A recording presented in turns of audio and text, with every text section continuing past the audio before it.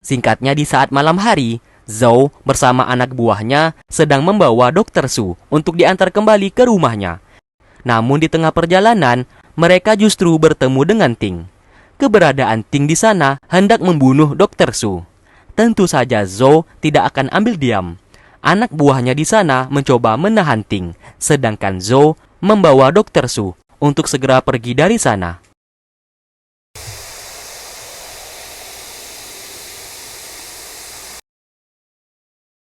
Terlihat mereka pun bertarung satu sama lain untuk menghentikan Ting. Namun pertarungan mereka agak sedikit absurd, yang membuat kita geleng-geleng kepala.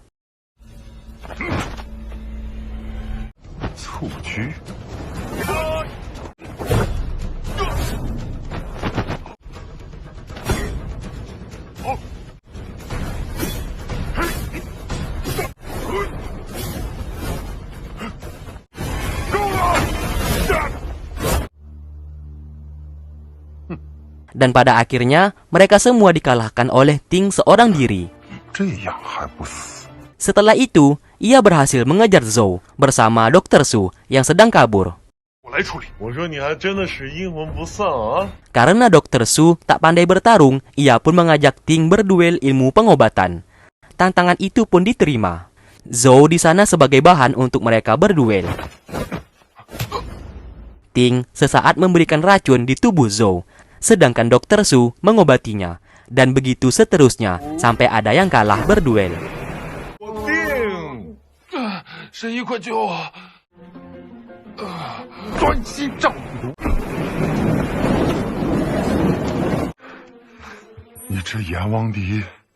Tentu saja Zhou merasa kesal karena ia sebagai bahan untuk mereka bertarung.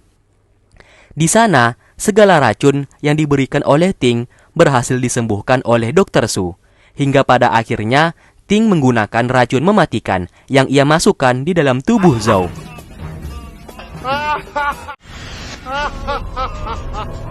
Dr. Su yang kehabisan jarum akupuntur memutuskan untuk menyedot semua racun di tubuh Zhou dan ia masukkan ke dalam tubuhnya. Alhasil ia pun menjadi sekarat dan tewas di tempat.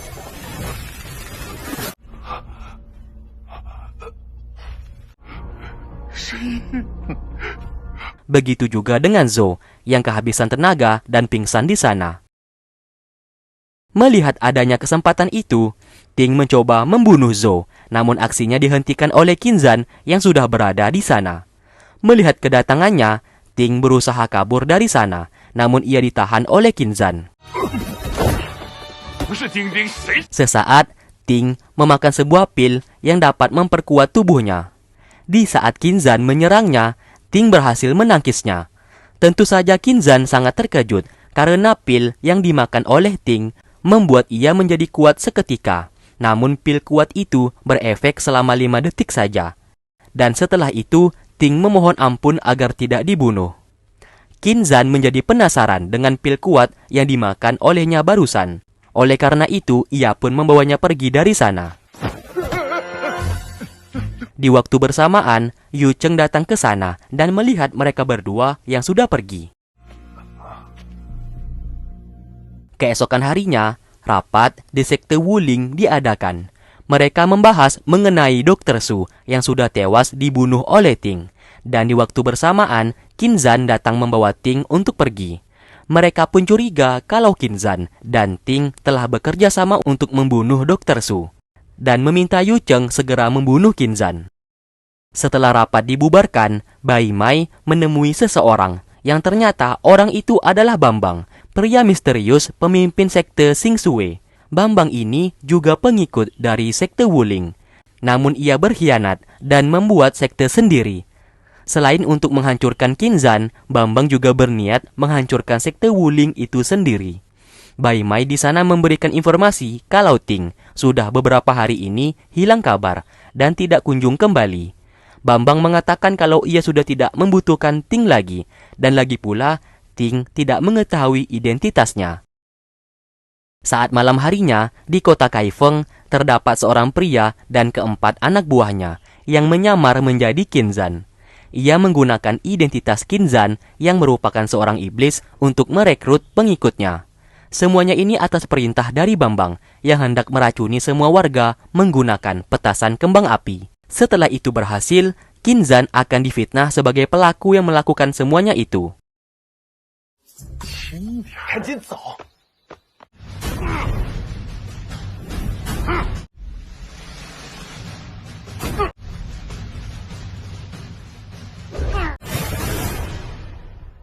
Saat ini, Ting telah ditangkap oleh Kinzan.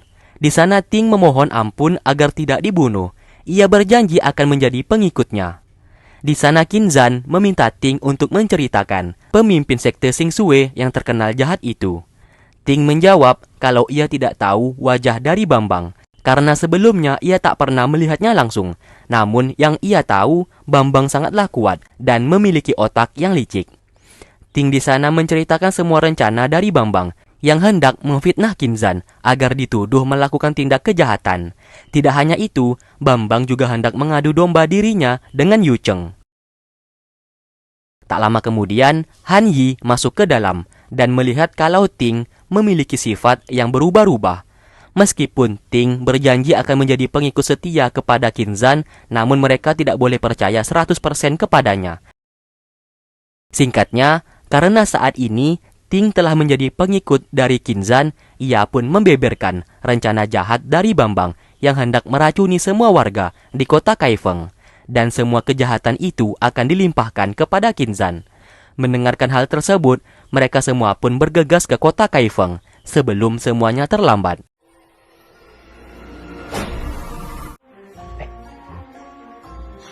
Singkat cerita, saat ini mereka semua berada di gerbang kota Kaifeng. Namun mereka tak bisa masuk dengan identitas mereka saat ini. Oleh karena itu, Kinzan mengajak Ming Yue dan Su Er menyamar menjadi warga biasa. Di sana ada Bai Mai yang mengecek barang bawaan para warga yang hendak masuk. Namun di saat ia hendak mengecek, Kinzan sengaja membuatnya menjadi terjatuh.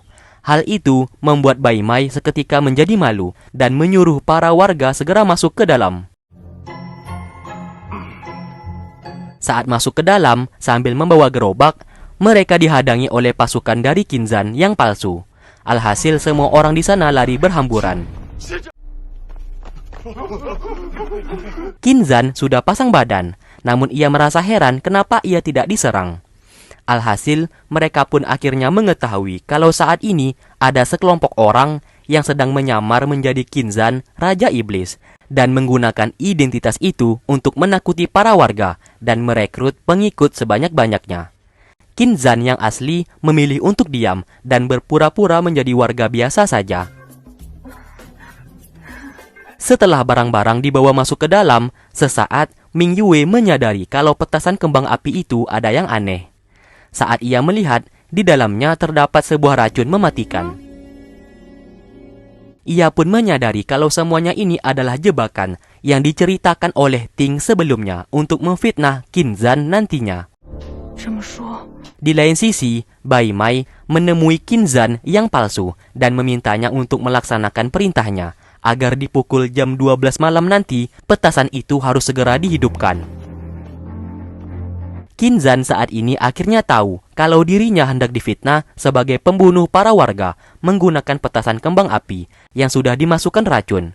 Ia pun menyuruh Su Er untuk menemui Yu Cheng dan menceritakan semua masalah ini agar Yu Cheng mengetahuinya. Saat hendak pergi, Su Er merasakan ada seseorang yang akan lewat di sana, dan ternyata orang itu adalah Bai Mai. Mereka bertiga lalu berakting dan seolah-olah sedang makan di sana. Di saat Bai Mai melihat ke arah belakang, ia pun sangat ketakutan. Ternyata orang di hadapannya itu adalah Kinzan.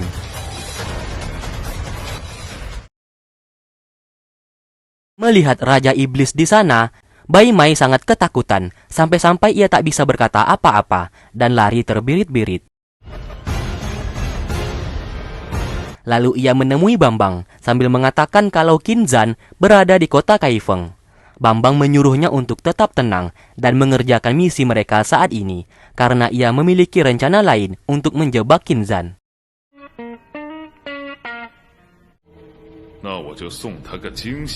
Di lain sisi, Yu Cheng ditemui oleh Su-er dan hendak mengajaknya ke sebuah tempat. Saat ini, Qin Zan ditangkap oleh orang yang menyamar menjadi dirinya saat ini. Pria itu tidak mengetahui kalau orang di hadapannya merupakan Qin Zan yang asli. Namun sesaat, Qin Zan tak sengaja menjatuhkan pelakat dari negara Sing. Melihat hal tersebut, ia pun mengaku kalau ia berasal dari negara Sing untuk mencari seseorang pria yang hendak ia jodohkan dengan adiknya. Apabila berhasil menemukan pria yang tepat, Qin Zan berbohong negara Sing akan memberikan sejumlah uang dan emas sebagai maharnya.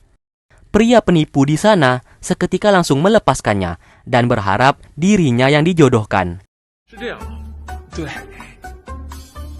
Di luar, Su-er sengaja membawa Yu Cheng untuk mengintip pembicaraan mereka di dalam. Su-er sesaat memberikan kode dengan suara kucing. Qin Zan yang mendengarkannya lalu mulai menjalankan misi mereka.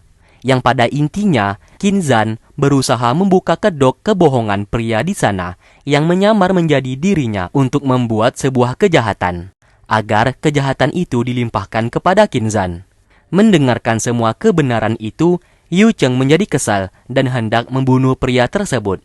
Namun Su-er menyuruhnya untuk tetap tenang terlebih dahulu.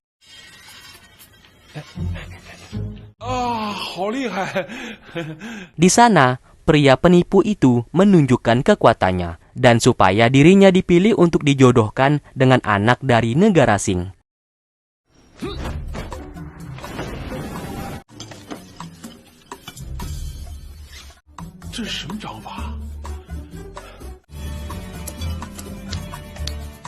Karena muak dengan semuanya ini, Qin Zan akhirnya menunjukkan siapa dirinya sebenarnya.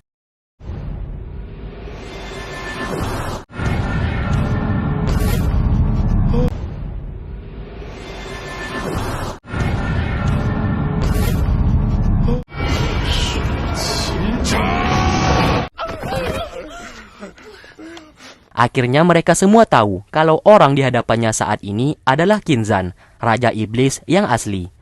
Mereka semua lalu ditangkap oleh Yu Cheng agar bisa dijadikan barang bukti untuk membersihkan nama Qin Zan nantinya apabila difitnah. Pria di sana mengaku kalau ia disuruh oleh Bai Mei dari sekte Sing Sui dan ia juga dipaksa menyamar menjadi Qin Zan dan hendak meledakkan sebuah petasan yang berisi sebuah racun untuk membunuh para warga. Mengetahui kebenaran itu, Yu Cheng akan menemui para warga untuk memberitahukan semua masalah ini sebelum terlambat.